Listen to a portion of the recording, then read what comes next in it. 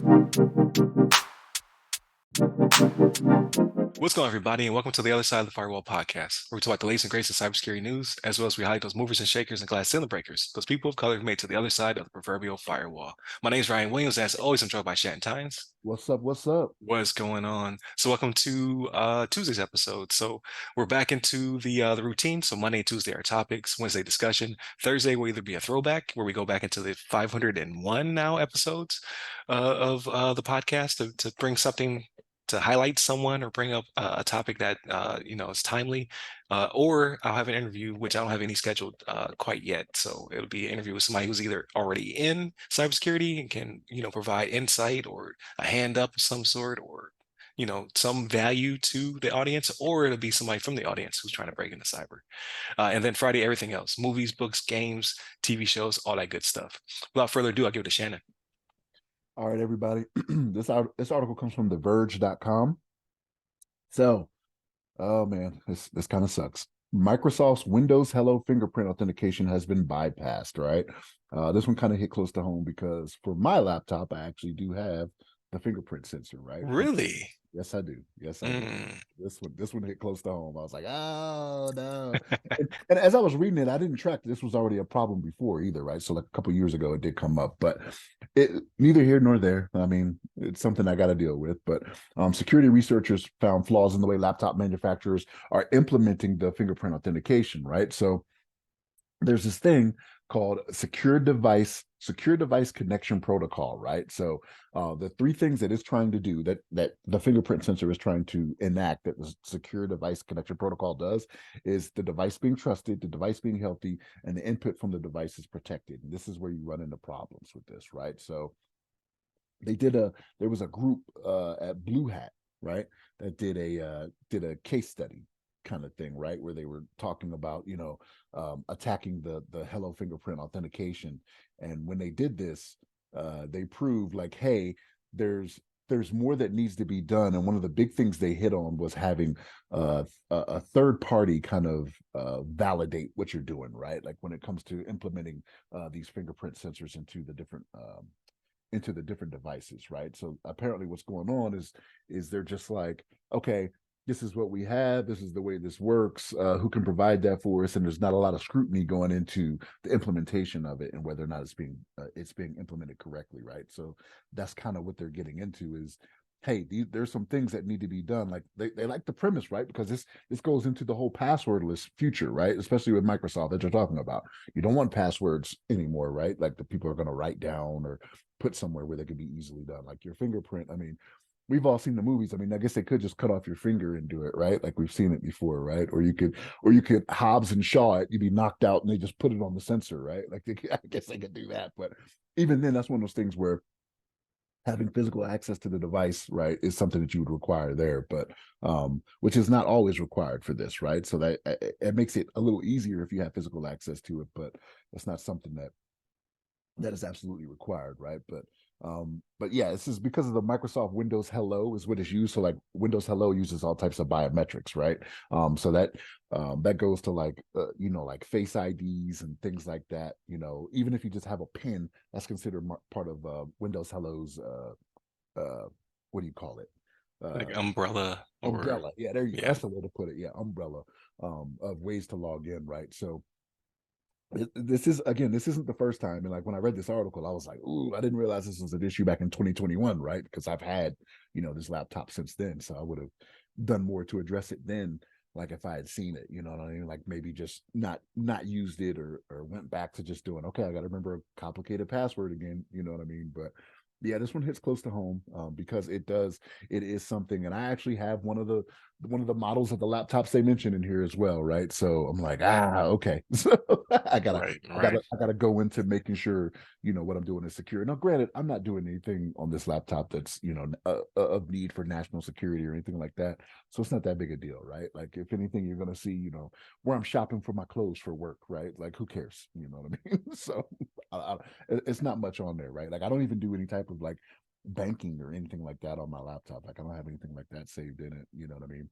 So um Yeah, this is one of those things though, like because the Windows Hello authentication is used so widely, this is something that has can have far-reaching effects based off this, right? So again, like one of the things, the major things they hit on in here is actually having like third-party validation to make sure that it is working as it is supposed to, because that's one of the things that they were lacking on, and which I think you should be doing anyway, right? Like you want somebody else to come in and you could have some egg on your face sometimes. Like somebody come in and be like, yo, this is terrible. You know what I mean? Like you did not think this through, but it's what you want. So you don't end up in a situation like this where you lose the public trust when it gets out that, hey, this thing that you did for convenience. Yeah, we want the convenience. We kind of talked about this last in the last article. We want the convenience, but we don't want to be vulnerable to anything. You know what I mean? So we'll see what comes about to remedy this. But yeah, I gotta look into it a little bit further to see how I'm gonna protect myself now. So so everybody knows I'm not shopping at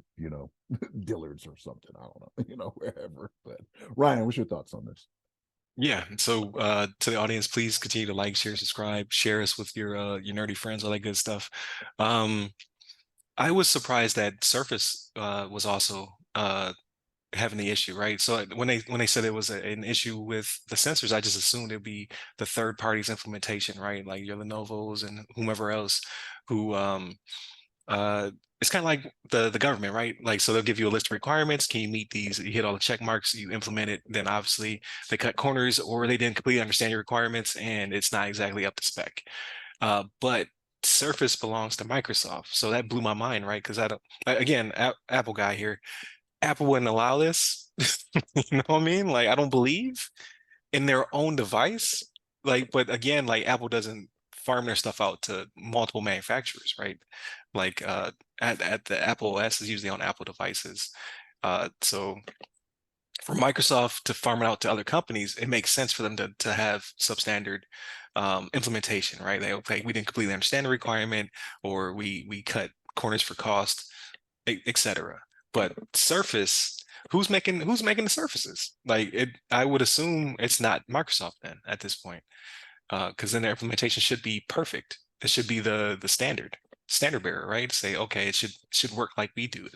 So not to knock Microsoft entirely, because I do plan on getting a Surface at some point. Because I like the nomenclature, and it's not as expensive as some of the Apple products, right? I like to be pure Apple, but at some point, like Apple becomes an inconvenience when it comes to work. You know what I mean? Like Microsoft just works for work much better. So that kind of threw me off a little bit. I was like, well, like then nobody's got if Microsoft can't get it right, then no one can get it right. Like so now you have to go back to the drawing board, in my personal opinion. I'm glad that they asked for someone to poke them though, right? Like to say, hey, how is this working out for us? Like that's good to show that Microsoft does have that initiative. They've done it in the past as well when it came to their like you said, the facial recognition. Um, but I want the passwordless future, but it doesn't seem to be in the near future if this is the indications coming from Microsoft. Like it's supposed to be one of the biggest proponents for it, right? Microsoft, Apple, Google, they all want passwordless futures. But what are you doing to secure that, right? Like this doesn't seem like a very good implementation. So even though you want the better implementation, right, you have to remember that Microsoft has 90%, they're on 90% of the devices that are out there, right? Like It's Apple true. does have a big foothold. Like they make a lot of money, right? I'm not saying they don't, but Microsoft, when you look at that, I can go to, if I was to guess, 9 of the 10 houses, if I go down the block here, there are Yeah. Microsoft products in them. You know what I mean? They may have Apple as well, right? You know what I Right. mean? Right. But they have such a big hold on everything that's out there right now, and it is I imagine it is slimming, right? Because Apple is like they're getting stuff out there like you wouldn't believe. It's like wow, another product, you know what I mean? Yeah. That's out there. So they just have a lot to do. But again, like you bring up a good point with like hey, you don't do you not understand your own requirements or what you're Right, looking? right. That's the part I don't understand, right? Like, because I appreciate that the majority of products out there will be Windows enabled. Like, I get that, right? And it's easy. Everybody understands it. It's out there. That's like their bread and butter. That's where they make their money. But then you have to have the best product, right? You have to have the pinnacle. Like, okay, it needs to work like a Surface, but your Surface isn't doing it either. So again, we're evolving, right? So I got to give them some grace. Like they're trying to get us to the passwordless future, but I want that now. I'm sick of it. Like with the Mr. Cooper situation, I'm hypersensitive right now. Like I need you to get me there faster. Um, so hopefully they fix it relatively soon because they're the standard bearer. Like all these products out here are Microsoft products for the most part. So you have to get yours right so everybody else can follow suit. So we'll definitely see. But again, like maybe it's just a matter of um, the requirements are still in flux because they are kind of the leader in this market right now. So they'll once they figure it out, hopefully everybody else can follow suit. But I need you to do that now. I don't want to wait till 2025, 2026. I need 2024 to be the passwordless future. I need that. So I don't know. But my other thought with it is like I thought biometric was going to be the future regardless. Like we've been doing thumbprints and all that stuff forever, but um, it doesn't seem to be taking hold, I guess, because it has to be uh, uh, a peripheral of some sort, right? It's not integrated completely into hardware. It has to be someone has to manufacture this thing to stick it into the product. Because I learned something new with the evil maid attack. Like I knew man in the middle and all that other stuff, but evil maid is I had to Google it. It's fairly simple. Like somebody gets a hold of the physical device, uses a USB, reverses some of the protocols, which is not simple, right? So like this person is James Bond-esque evildoer who's now accessed your room, implemented these things, and now they're able to like interface between the thumbprint sensor or the biometric and the device, right? So I don't know if it's the integration of this has to be changed. Like it's a kill switch now. Like there is nothing that can be in the middle between you and the device, but I don't know how we get there. Like I'm not an engineer. And they go into that. Like if you look at the blue hat slide they have, like if you follow that link that's in the article, Mhm. they show it because I looked at it and I was just like, oh my gosh, like, and the stuff you have to do, like you have to really be in it. Like if you say it's James Bond-esque, but it's more like James Bond getting access to it and then Q doing the rest. Like it's Right. Bond ain't doing this. Q back there that does all the devices, the one that's Right, right. everything has to go on. But Yeah. yeah. So I guess for the 99% of us that aren't doing the work, like we're not worth it. Let's let's put it that way. For someone to go through this type of effort, but still, I wanted to I want my Surface or whatever I buy to be hardened to the like I am doing national secrets on it, which I'm not, but I want it to be that to that standard.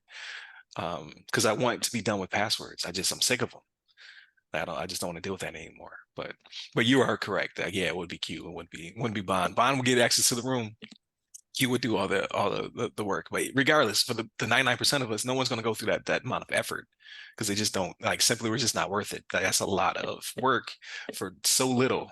Like now they got your shopping list for Christmas for Shannon some family photos. That's pretty much it.